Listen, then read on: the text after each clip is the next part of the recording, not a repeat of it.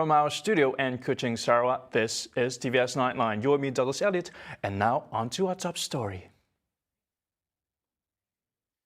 Preparing Sarawakians for potential flood disasters, including the preparedness of individual citizens, is one of the great challenges in future flood risk management. As such, social spheres of early warning system has been considered as a key aspect for successful mitigating and preventing negative consequences, whereby the behavior of the public and authorities during flood situations are determined by their preparedness. Sarawak Disaster Management Committee (SDMC) is prepared to deal with a future flood disaster during the ongoing monsoon season. Its chairman, Dato' Ahmad Douglas Uga Umbas, reiterated that they have set up 625 temporary evacuation centres statewide that could accommodate up to 185,000 people. Kita ada 621 buah pusat pemindahan sementara. 625. Ada tambahan ke tadi? There will be a tambahan. There will be tambahan from time to time. There's timing. And then that can take about the capacity 185,000 Hansa kalau diperlukan. Jadi kalau kita perlu tempat PPS baru, pusat pemindahan sementara baru, kita boleh sediakan. Yang penting adalah masa-masa ada tempat untuk pindah.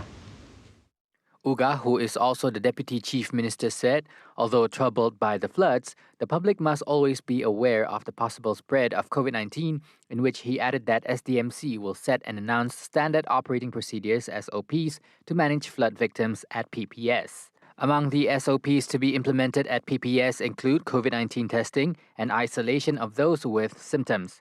Uga also added that SDMC machineries, including those at division and district levels, have been on alert for floods since November last year.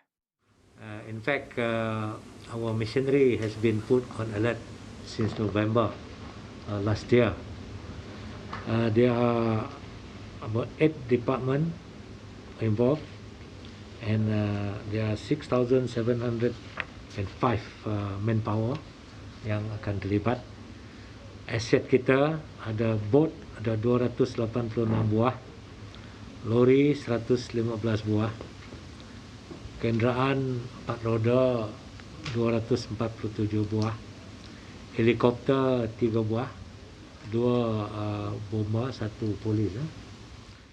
Uga said SDMC will continue to monitor the situation in Sarawak and will be updated by the Meteorological Department and the Department of Irrigation and Drainage (DID) on flood forecasts. He also added that community emergency response teams will be mobilized in certain areas and reminded the public to be on high alert, especially those residing in flood-prone areas.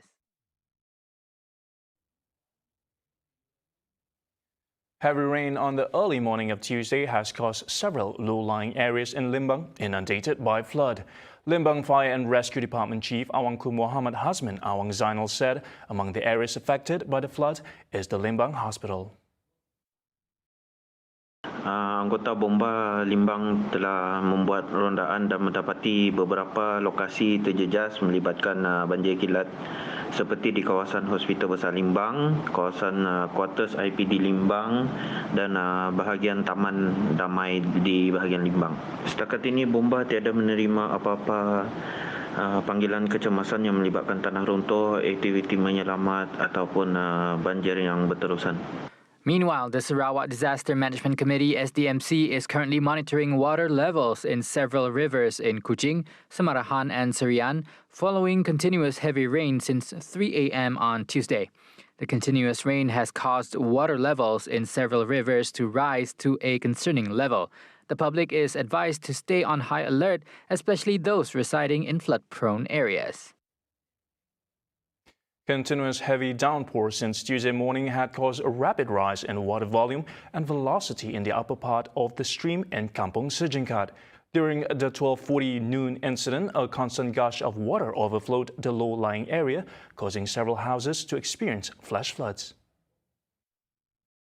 According to Sarawak Bomba Assistant Director Hendry Ardiman Shah, No damage or casualties were reported. 4 officers, including Tabon Jaya Fire and Rescue Station Chief Muhammad Meramit, were deployed to the location to carry out flood surveillance.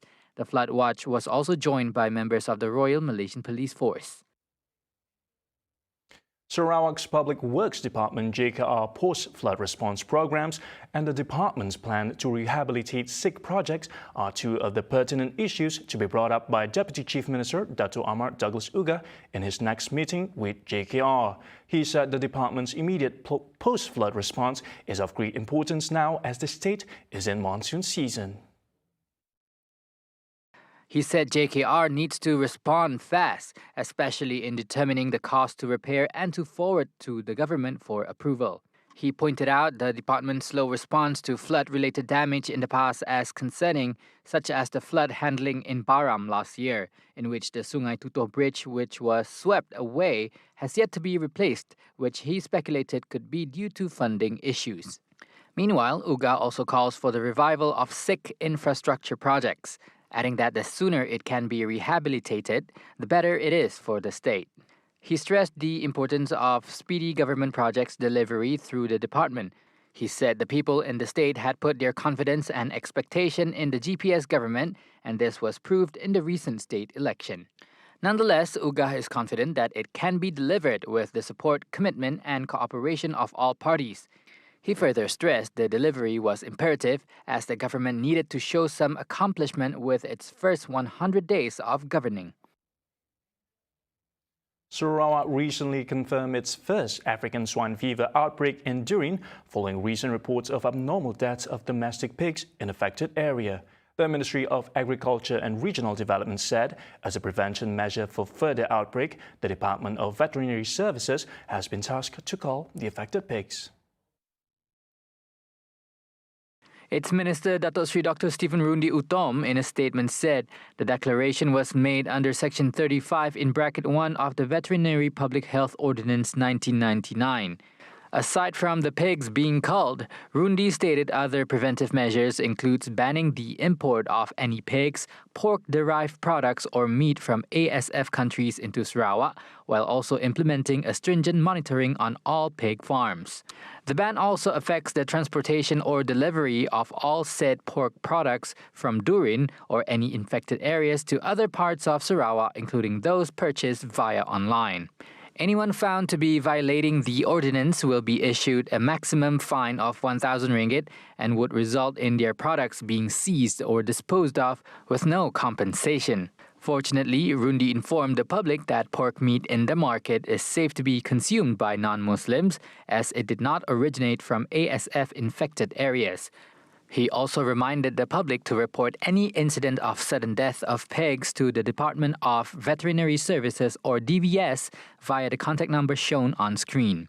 Farmers are also advised to not give their pigs leftovers, but only food that has been cooked for at least 30 minutes in order to kill the ASF virus. This is to improve the level of biosecurity of pig farms in the state. Now moving along, the establishment of a new youth wing under the Parti Pusaka Bumiputra Bersatu PBB was announced at the perfect timing as Sarawak is at its peak in terms of political dynamic. Not only is it a crucial move for the party to progress forward, but it will keep PBB relevant to all age group. And this was said by Chupong Assemblyman Fazruddin Abdul Rahman. In a press statement, Fazruddin stated the new wing would better prepare the state to face Undi 18, which will be implemented in time for the upcoming 15th general election. To this, it is essential to hold more dialogues with youths, as well as to propose policies or initiatives which can fulfill the aspirations of youth in the state. However, he stressed the importance of youths understanding policies that have been regulated so that they have better prospects for Sarawak and are in the know of what is in store for them. Several initiatives undertaken by the state government has put the youth's interests as its main focus. This includes the establishment of Sentex, Tegas, and more technological adoption for the digital economy. There is no need for Sarawak United People's Party (SUPP) to amend its party's constitution over the establishment of a new youth wing for youths aged 18 to 28, as the party's minimum sign-up age requirement has always been at 18 years old. SUPP Youth Chief himself, Michael Tiang, commented on the matter following the announcement of Parti Pesaka Bumiputra Bersatu or PBB Chairman Datuk Petinggi Tan Sri Abang Johari Tun Openg on the amendment of the party's constitution for the establishment of a new youth wing.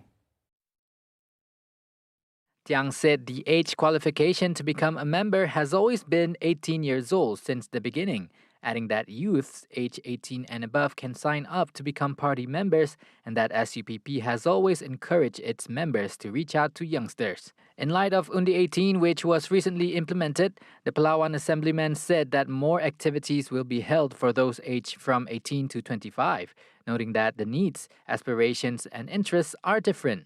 The Assistant Minister for Public Health, Housing and Local Government said the party is also working to groom the youths in serving the public service through various platforms. Today marks the 5th year since the passing of a great leader, the late Bahin Sri Adinan Satay. Even so, the former Sarawak Chief Minister name remains on everyone's lips to this very day, not only amongst Sarawakians but also to many leaders outside of Sarawak. Popularly known as Totnan, the phrase Jaga Sarawak Tok Benar-Benar, which means take good care of Sarawak, has been embedded in the hearts of many. His famous war cry, Oha, followed by his contagious laugh, this image is etched in the minds of Sarawakians because of its impact. Always fighting for the rights of Sarawakians, even only in short amount of time, his legacy lives on.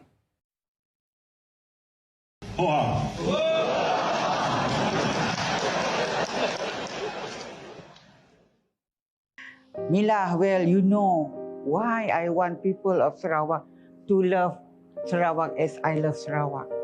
Only if they love Sarawak, they will take good care of Sarawak and they will protect Sarawak.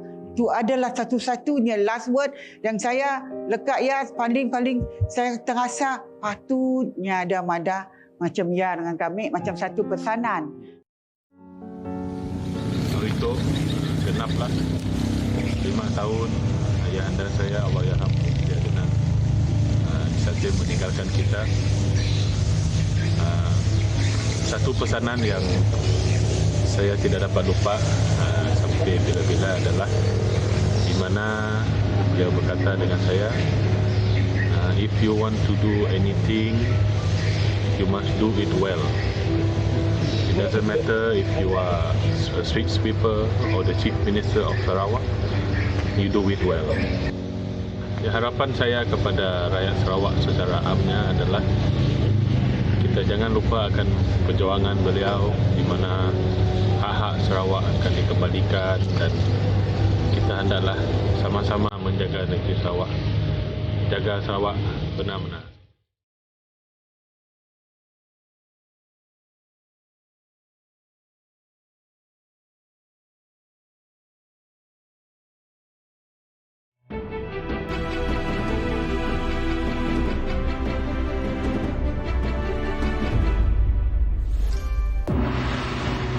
Dalam episod akan datang, Empresses in the Palace. 娘子昨晚又没睡好，不如……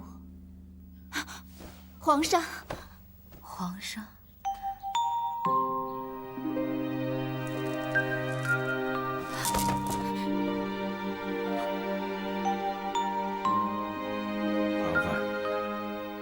立即撤手，撤得干干净净。大家没放下警惕钳，不许再动手。这。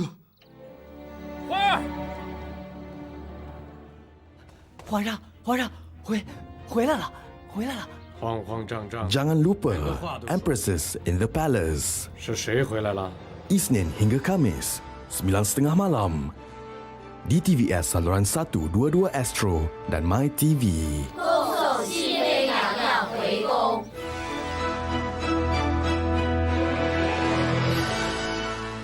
Untuk dapat imej yang baik tu kita mesti tahu dari segi fizik, radiografi, equipment fizik peralatan lah, macam tu. Cobanya, payahnya hidup macam melihat kanak-kanak biasa yang ada birthday. Dan pamit sekolah, ambil selalu dengan yang bawa pinggan emas pulang ke rumah. Mesti semua rakyat Malaysia bangga juga.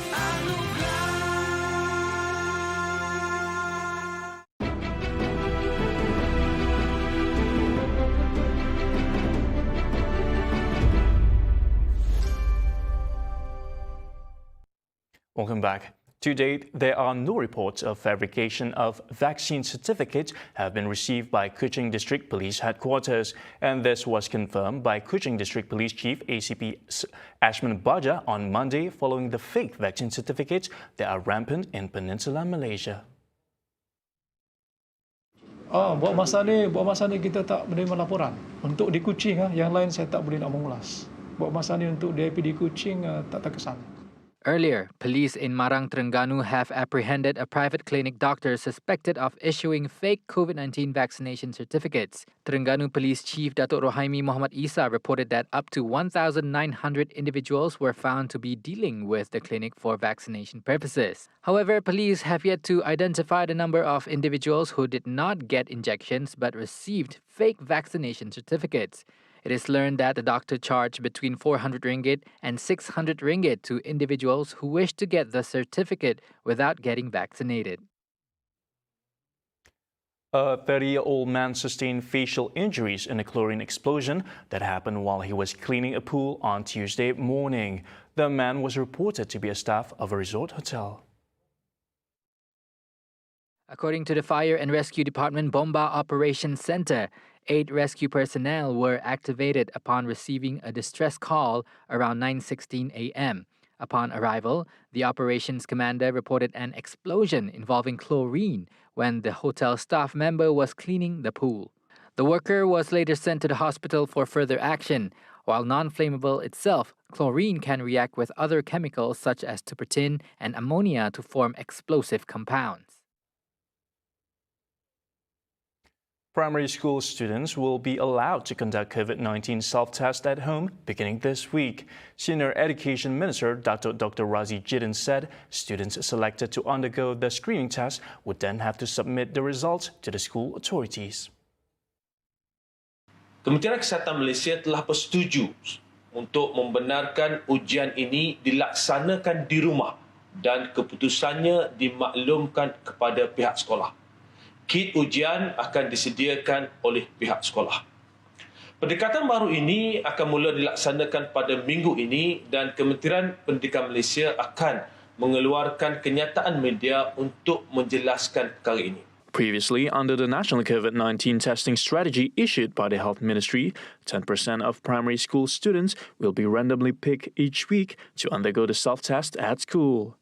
The self-tests involving the use of saliva test kits supplied by MOE are conducted under the supervision of teachers.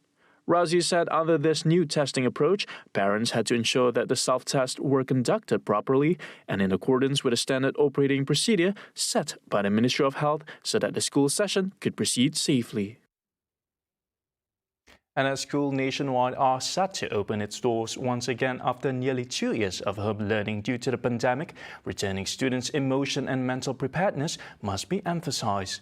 Child psychologist at SEJINKAT University, Professor Datin Dr. Mariana Muhammad Noor said, although most students are excited to return to school, some are still anxious and the uncertainty of school sessions may indirectly affect students' emotion.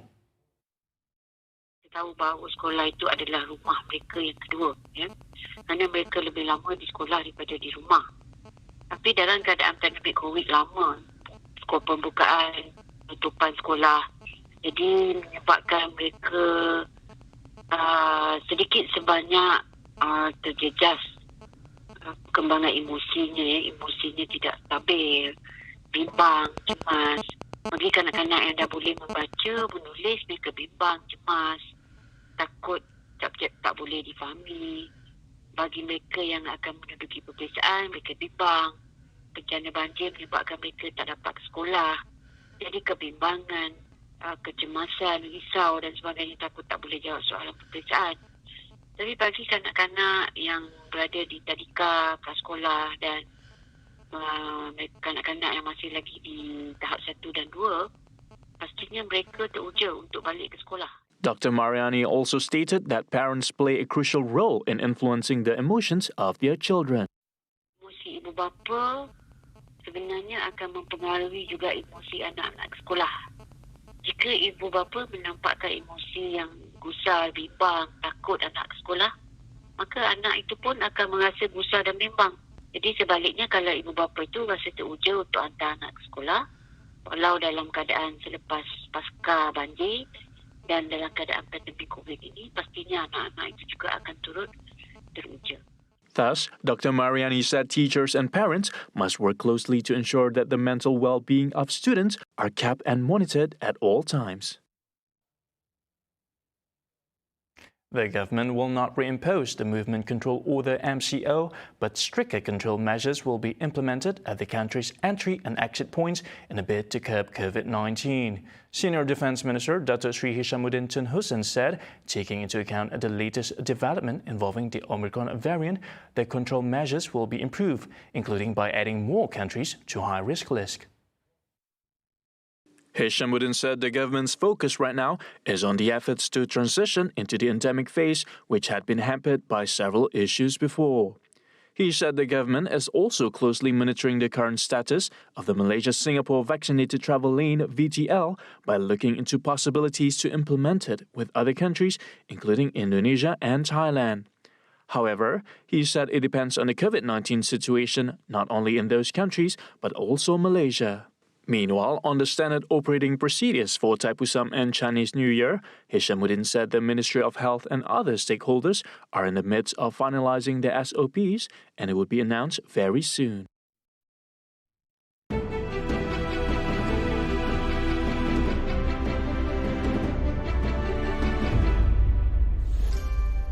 Kau percaya dengan akak?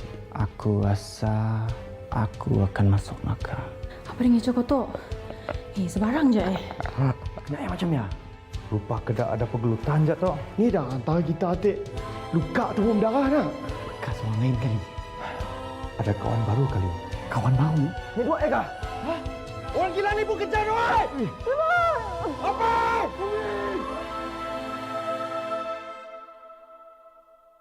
Beginilah keadaan terkini setakat petang ini kediaman Asar Rajani Borhan yang runtuh ekoran banjir. Yang mula retak, lepas retak, yang junjuk kecondongan rumah dalam pukul sebelum tengah hari tadi, yang terus rubuh. Minta tolong segerakanlah diri rumah tu kerana kami mesti dapat nak pergi sini lah. Vaksinasi adalah langkah pencegahan bagi memutuskan rantaian COVID-19. Vaksin perlu melalui 2 peringkat kajian sebelum diluluskan penggunaannya. Pertama, kajian praklinikal vaksin di peringkat makmal merangkumi ujian sel kultur dan haiwan. Manakala peringkat kedua, kajian klinikal vaksin yang membabitkan manusia dan merangkumi 3 fasa. Fasa pertama, kajian membabitkan puluhan sukarelawan untuk mengetahui kesan tidak balas dan keselamatan vaksin peringkat awal. Kedua, kajian terhadap ratusan sukarelawan untuk mengetahui tahap keselamatan secara mendalam serta keperluan dos vaksin.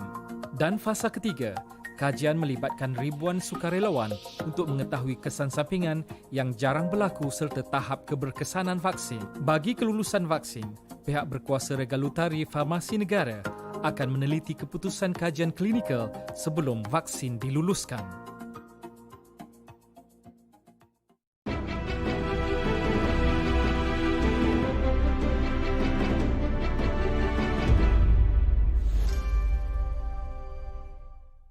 Thank you for staying with me. A US man with terminal heart disease became the first person in the world to get a heart transplant from a genetically modified pig heart. In the first of its kind surgery, doctors at the University of Maryland Medical Center reported that 57-year-old David Bennett is doing well 3 days after the procedure. The surgery performed by a team at the University of Maryland Medicine is among the first to demonstrate the feasibility of a pig-to-human heart transplant, a field made possible by new gene editing tools. If proven successful, scientists hope pig organs could help alleviate shortages of donor organs. We've never done this in a human, and I like to think that we have given him a better option than what continuing his therapy would have been. But whether it's a day, week, month, year, I don't know. To move ahead with the experimental surgery, the university obtained an emergency authorization from the U.S. Food and Drug Administration on New Year's Eve through its compassionate use program. Pigs have long been a source of potential transplants because their organs are so similar to humans. A pig heart at the time of slaughter, for example, is about the size of an adult human heart. Other organs from pigs being researched for transplantation into humans includes kidneys, liver, and lungs. Prior efforts at pig-to-human transplants have failed because of genetic differences that caused organ rejection or viruses that posed an infection risk. However, scientists have tackled that problem by editing away potentially harmful genes. Probably the biggest risk is now. We seem to be past what we consider the hyperacute rejection phase that we would normally have seen in an animal organ that wasn't specially treated. So we feel good about that one. So we're preparing for the next attack on his organ. We know that the pig heart will be attacked by different soldiers in our body, different immune players can take it out, and we have designed a treatment plan in addition to the humanized, genetically edited heart to try to account for that. In this instance, 3 genes previously linked with organ rejection were knocked out of the donor pig, and 6 human genes linked with immune acceptance were inserted into the pig genome. Researchers also deleted a pig gene to prevent excessive growth of the pig heart tissue. About 110 Americans are currently waiting for an organ transplant, and more than 6,000 patients die each year before getting one, according to organdonor.gov. And North Korea fired what may be a ballistic missile on Tuesday, the Japanese Coast Guard said. And this is the second apparent launch in less than a week after leader Kim Jong-un urged the military to make more military advances. Japan's Prime Minister Fumio Kishida said it was very regrettable that North Korea continues to launch missiles. 先日、北朝鮮は弾道ミサイルを発射し、そしてそれについて国連安全保障理事会において対応が協議されたところです。こうした事態において、北朝鮮が継続してミサイルを発射しているということ、このことは極めて遺憾なことです。Kishida noted that United Nations had just finished holding discussions on how to respond to last week's launch of what North Korea claimed was a hypersonic missile. The projectile appeared to have landed outside of Japan's exclusive economic zone, EEZ, the Kyodo News Agency reported, citing government sources in Tokyo. Last week, North Korea said it fired a hypersonic missile that successfully hit a target on Wednesday, January 5th. The test launched by nuclear-armed North Korea underscored leader Kim Jong-un's New Year's vow to bolster the military to counter an unstable international situation amid stalled talks with South Korea and the United States. And that's all the time we have for TVS Nightline. For the latest development, head to our website, TVSTVMY, or follow us on our social media. Once again, I'm Douglas Elliott. Thank you, and till then.